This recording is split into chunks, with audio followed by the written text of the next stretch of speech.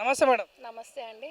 Madam రీసెంట్‌గానే iBomma Ravi arrest అవ్వడం జరిగింది. సో, మీరు ఏమనుకుంటారు? అంటే చాలామంది ఐబొమ్మ రవికి సపోర్ట్ ఇస్తున్నారు గదా!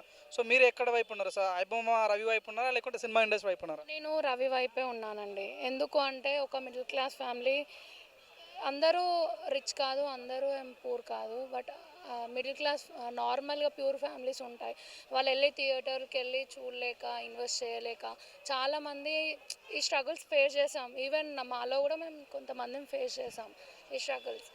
సో, ఆ పరంగా చూసుకుంటే రవిదేం తప్పు లేదనిపిస్తుంది. బట్ అందరు డేటా ఉంది అంటున్నారు. తనకేం అవసరం ఉంది ఆ డేటా తీసుకొని ఏం చేసుకుంటాడు?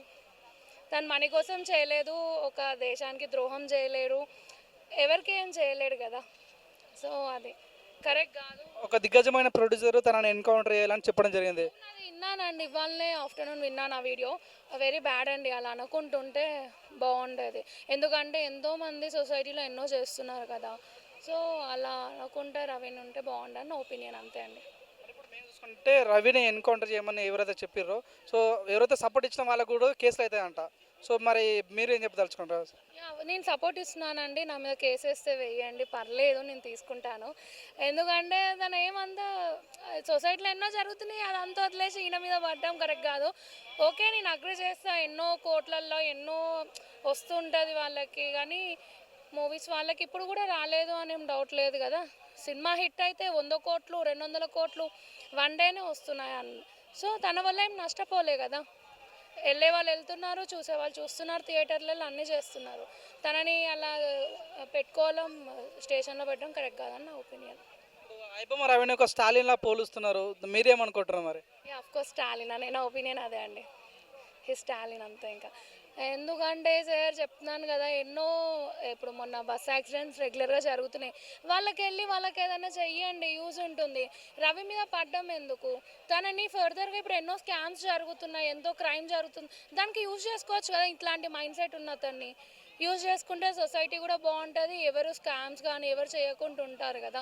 ఇలాంటి పర్సన్ పోలీస్ వాళ్ళ దగ్గర కానీ క్రైమ్ వాళ్ళ దగ్గర ఉంటే బెటర్ అని నా ఒపీనియన్ అండి. ఇంకోటి ఏంటంటే రీసెంట్‌గానే ఒక లాయర్ కూడా వచ్చి చెప్పడం జరిగింది. నేను తనకు సపోర్ట్ ఇస్తా, తనని విడిపిస్తా, ఒక వారంలో విడిపిస్తా అని చెప్పడం జరిగింది. తను జగన్ కొంచెం కూడా అప్పట్లో పోరాడి గెలిచింది కూడా. సో, ఇప్పుడు ఏం చెప్పదలుచుకున్నారు? నిజంగానే ఐబొమ్మ రవి రిలీజ్ అవుతారు అనుకోవచ్చా? టైం అయితే పడుతుందండి, రిలీజ్ అవుతుందని అయితే నమ్మకం ఉంది. ఎందుకంటే తనకి ఎంత నెగిటివిటీ ఉందో అంత పాజిటివిటీ ఈక్వల్గా బ్యాలెన్స్ చేస్తారు కాబట్టి, సో తను బయటకు వచ్చే ఛాన్సెస్ ఉన్నాయి. ఎండ్ ఆఫ్ ద డే హ్యాపీగా ఫీల్ అయ్యేదని నేనే అందరిలో. ఎందుకంటే సార్ నేను కూడా ఐబొమ్మ ఫ్యాన్నే. నేను the girl friend movie type చేసి రావట్లేదు. ఇప్పుడు థియేటర్కి నేను 300 పెట్టుకొని వెళ్ళాలా? నేను ఏమంటారు ఐబొమ్మ చూస్తే రావట్లేదు, బ్యాన్ చేసిర్రు. అంటే ఐబొమ్మ రవి వార్నింగ్ ఇచ్చినందుకే తను అరెస్ట్ చేసిర్రు.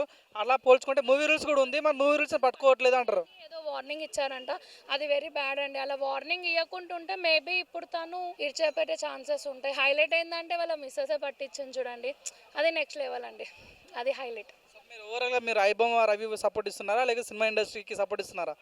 అంటే సినిమా ఇండస్ట్రీ నుంచి సార్ ఏం నేర్చుకోవాలి, అంత వల్గారిటీ ఉంది.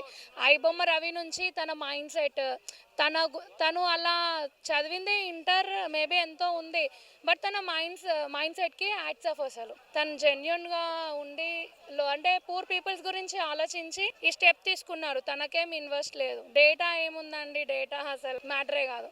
Thank you madam.